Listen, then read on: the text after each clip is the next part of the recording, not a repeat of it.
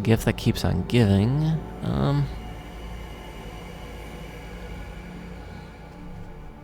Yeah, let's chicken on him.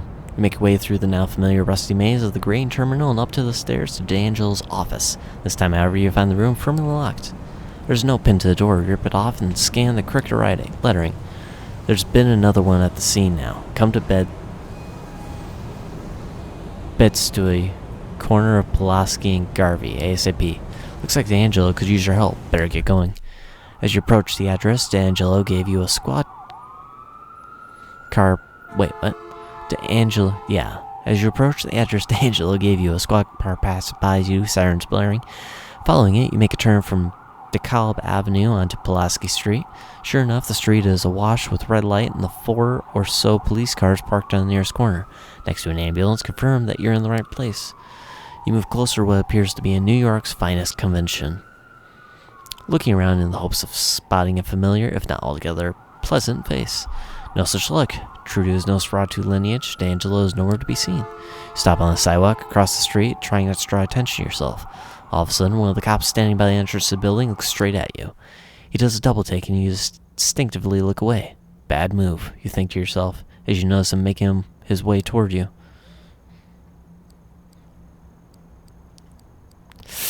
Let's play it cool.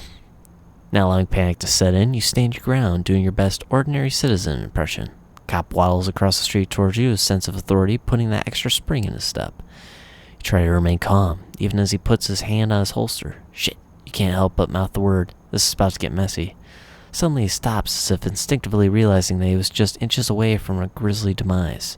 He waves at you dismissively and yells in a thick Brooklyn accent. Hey, this here's an active crime scene. Be on your way. Relieved, but trying not to show it, you put on your grumpy New Yorker face and start to walk away. As you make your way past a dark alleyway, someone grabs you by the arm and pulls you into the shadows. If the smell of cigars and cheap cologne don't give him away, the gravelly voice sure does. Nice save. I mean, dumb to show your face around here in the first place, but still. Come on, I'm parked around the corner. Before you know it, you're sitting in the passenger seat of a busted old sedan parked half a block away, giving you a nice view of the police gathering.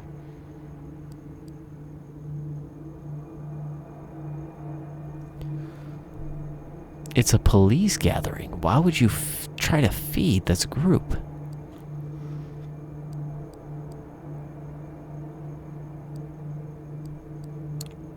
Why don't I talk to them? I might convince them to let us in. He gives you a look as if you just let rip a massive fart.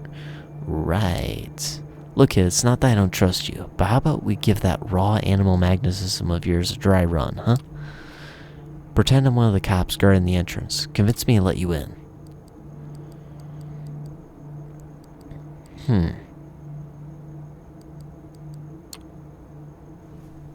Evening, gents. Detective Kowalski. Looks like I'm late to the party. Mind filling me in? Kowalski, huh? Never heard of ya. What precinct? Who's your CO? Exactly. Yeah, maybe you're right. Of course I am. So what else you got? Hey, how about you do your shadowy skulky thing? Maybe you can find some way to let me in from the side? Shadowy skulky thing? Jesus, kid. Childish phrasing aside, as good an approach as any, I guess. Without another word, he gets out of the car and heads for a nearby back alley. You watch in silence as he disappears into the shadows. A minute passes, then another one, and another. You begin to worry. What if there were more cops inside? What if your moldy partner has gotten himself in trouble? Suddenly, a shadowy silhouette appears in one of the windows on the second floor. Looks like he made it in after all. At least you hope it's him. The shadow waves at you and points to the corner of the building, opposite the two cops. You get out of the car and quietly make your way towards the alley.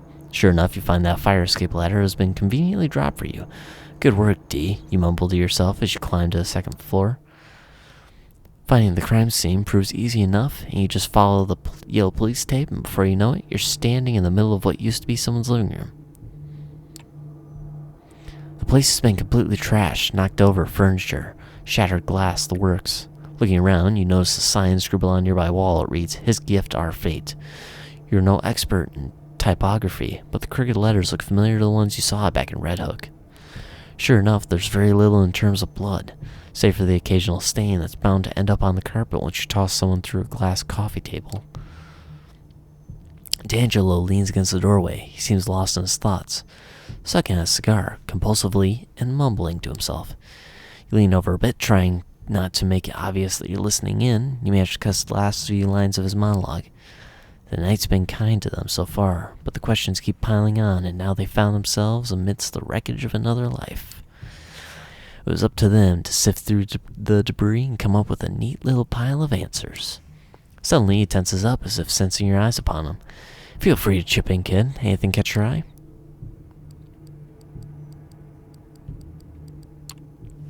His gift, our fate.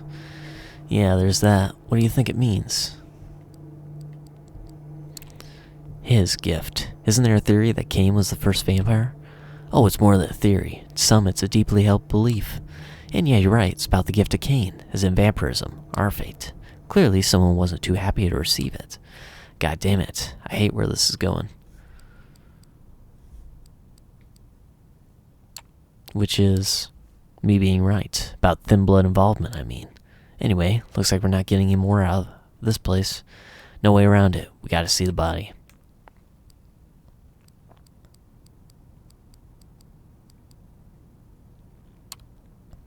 Really? After all this, I'd say your thin blood theory looks pretty solid. Look, kid, the Dustborn have shifty luck as it is. If I'm gonna accuse one of them of breaching the masquerade, the least I can do is some goddamn due diligence. Lucky for us, I might know someone who could get us an audience with our dearly departed. To your surprise, he pulls out a cell phone, busted old clamshell. Flips open, spends a good minute browsing through the contacts, muttering to himself. Finally, he makes a call. Hey, you know who this is? Yeah. That favor you owe me? Time to deliver. Listen, I know you got a fresh one. The murder in Budstoy. I need to take a look. Yes, now. Yeah, you better. With that, he hangs up and gives you his trademark wry smile.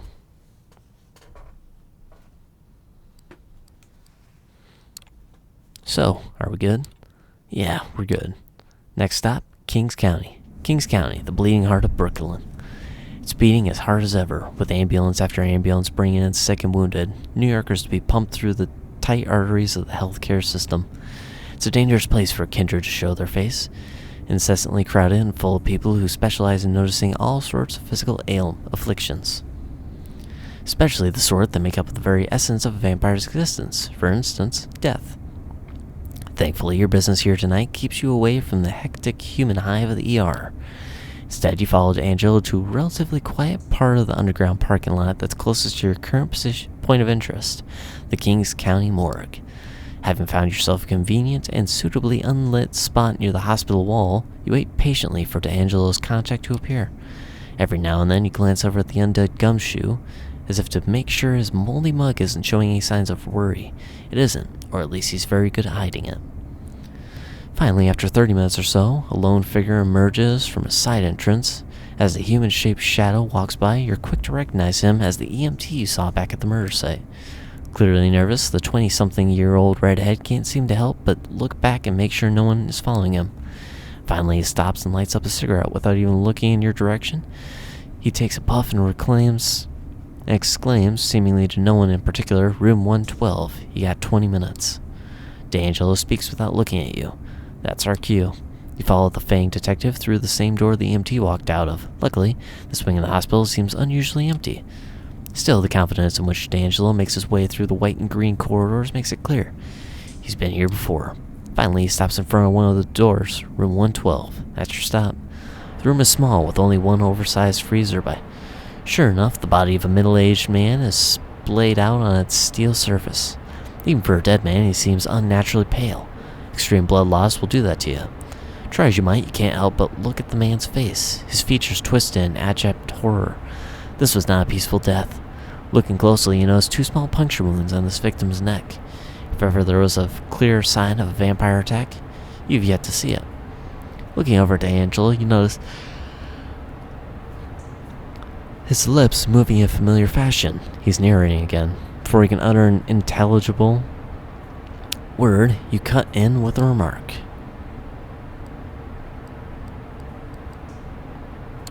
Sucked dry, just like the last one. Yeah, I'm guessing you noticed the teeth marks as well. He points to 2 barely visible marks on the victim's neck. Dead giveaway. Fuck. As if on cue, the door swings open. Tired-looking man with a stethoscope around his neck walks in with his eyes fixed on his clipboard. He doesn't appear to notice you, yet.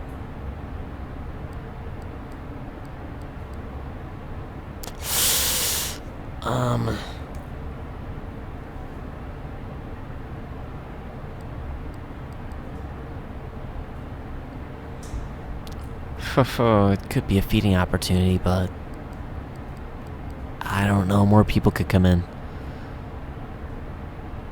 Hide behind the freezer.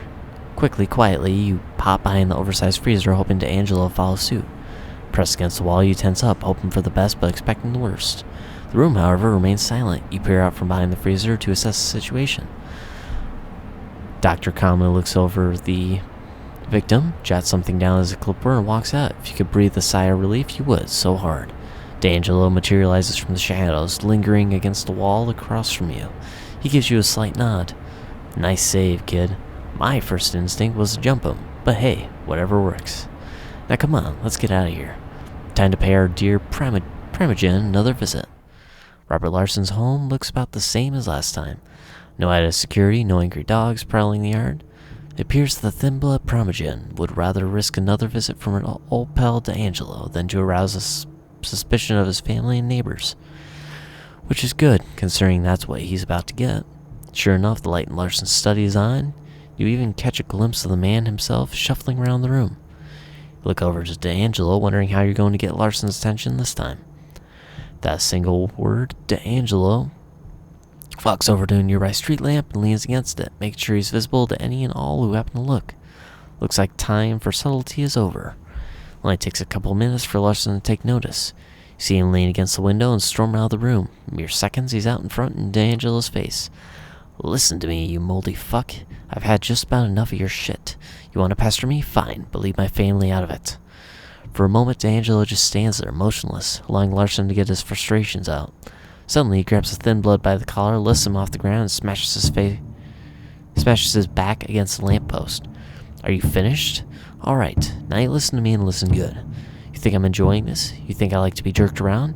You think I got nothing better to do than hang around this little puppet theater you've made for yourself? Now, either you give me a lead I can follow, or I'll start remembering things you'd rather forget. For the first time since you met him, Larson looks speechless, his eyes wide with fear. He can only mutter under his breath. You wouldn't dare. Try me. Cue awkward silence. You stand there, shifting your eyes from one vampire to the other. Guess it's time to either press advantage or play the good cop.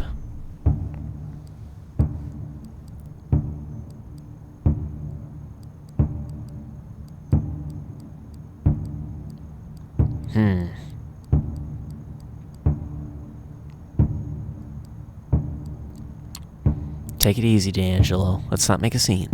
Why not? I like making a scene. It's not like we're getting shit done. Might as well make a show of it. If you want my help, put me the fuck down. With his feet back on the ground, Larson straightens his collar in a faint attempt at preserving some shred of dignity. There's a place in Manhattan, Lower East Side, one of the few places in the city where my people can find shelter. Yeah, I know it. If you go there right now, you might find what you're looking for. D'Angelo stares in for a moment, just long enough to make it uncomfortable. We'd better. Finally, D'Angelo loosens his grip. You both watch Larson limp back to his house, looking back over his shoulder like he's gonna tell the teacher on you. You look to your partner, meaning to ask what that whole things you'd rather forget deal was. As if sensing your curiosity, D'Angelo cuts in with a preemptive mutter. Come on, we got what we came for. As you reach the address Larson gave you, you find yourself standing in front of what looks like an old garage. On the outside, the place looks as uninteresting as it gets. You'd think it abandoned, if not for the few barely working lights illuminating its... yeah. If ever there was a place worthy being called a wretched hive of scum and villainy, this is probably it. The room is littered with drunks and crackheads, human and thin bloods alike, their minds lost in their cruel little worlds, their bodies splayed out across the floor. D'Angelo leans over and whispers in your ear. I'll cover the back door, you stay near the front. Let's look around and see what we can find. Before you can ask what exactly you're supposed to be looking for, D'Angelo disappears into the shadows. Doing your best to blend in with the crowd, which is fairly difficult considering your upright position, you slowly make your way across the large room. Not really knowing what you're looking for, you focus on the details. A knowing smirk, a hateful stare, anything that looks even the slightest bit suspicious. After a dozen or so empty stares, you're almost ready to give up, when suddenly something catches your eye. A young skinny woman hunched in the corner of the room. She gives you a bewildered look, a 1,000-yard stare that tells you beyond a shadow of a doubt it's her. As you walk towards her, D'Angelo emerges from the shadows right next to you. Nice catch. He kneels down beside her. You can tell he's trying to sound as comforting as possible, but with this gravelly timbre, it's not really working out. Hey, it's okay. We're not here to hurt you. We just want to talk. No, don't talk. Too loud. Too loud. She seems halfway out of it. It's like the lights are on, but whoever's inside is stumbling around after one hell of a bender. Alright, you like quiet. Got it. Can you tell me your name? Sena. That's what he called me. Suddenly, you hear the door swing open behind you. Even though the night is fairly warm, a cold chill runs down your spine. Look toward the entrance. There's a woman standing there, and something about her just screams kindred. Even though she seems comically overdressed for the situation, somehow you don't feel like cracking a smile. Whoever she is, you can tell she means business. She starts making her way to the back of the room, not making any effort to sidestep any of the junkies and drunks. They all know well enough to get out of her way. Acting out of bravery or sheer stupidity, you walk up to her. She looks at you as if you were something she just scraped off her shoe. You smile nervously without even knowing it.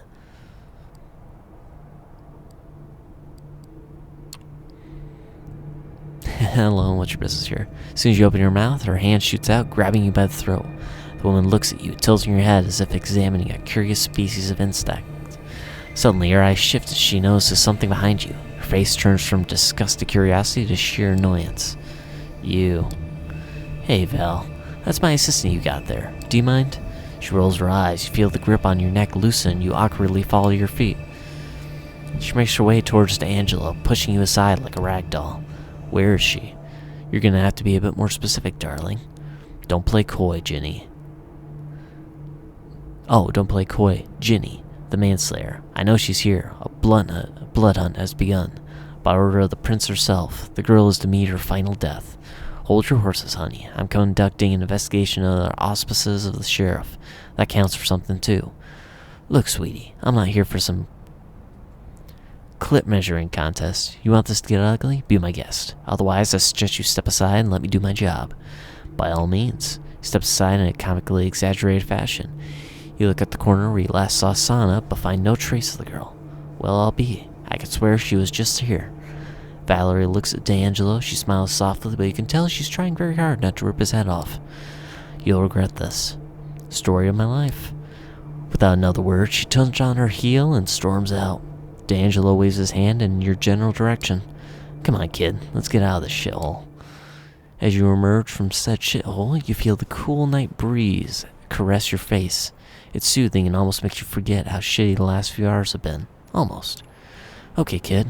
I know you've got questions, but it's getting early and I don't feel like having a Q&A session right now. For now, you get one question. Make it count. Ooh. What do we do? Do you know where? And who's Valerie?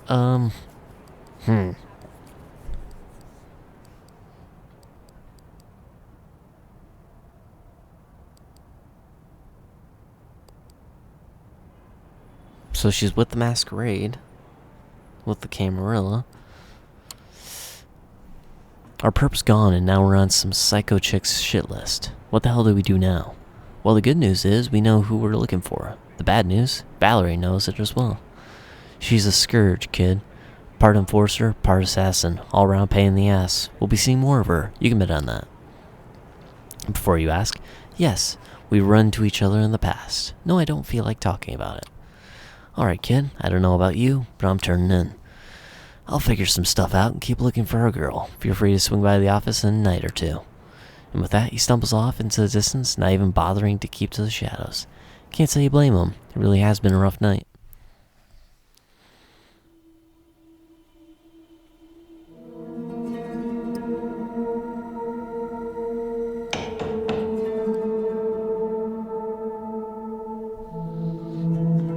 Alright, so that was a decent portion in this recording. Hopefully I can get up early and do a bit more. We'll go ahead and end this session right there. And we'll go ahead and do another one. Hopefully either in the morning or tomorrow night. And this will probably be a couple parts, like 2 or 3 probably. We'll see. I'll try to separate it where everything makes sense and its own kind of self-contained. So that way it's not so much leading into a next part where, what happened? What happens? Or at least I'll try to have it where, actually you guys will see in the clips, where hopefully it should be that area or that kind of conversation situation dealt with in that video. And then moving on to a new or the next thing or next place in the next video. I'll try to make it balanced for you guys. But with that, hope you guys are enjoying this so far. It's very interesting, and I really like the how interactive it is. It's a lot more interactive than I thought it was regarding these visual novel games, but it's pretty cool. I like it. But with that, hope you guys enjoyed, and I will see you next part. Take care, and have a great day.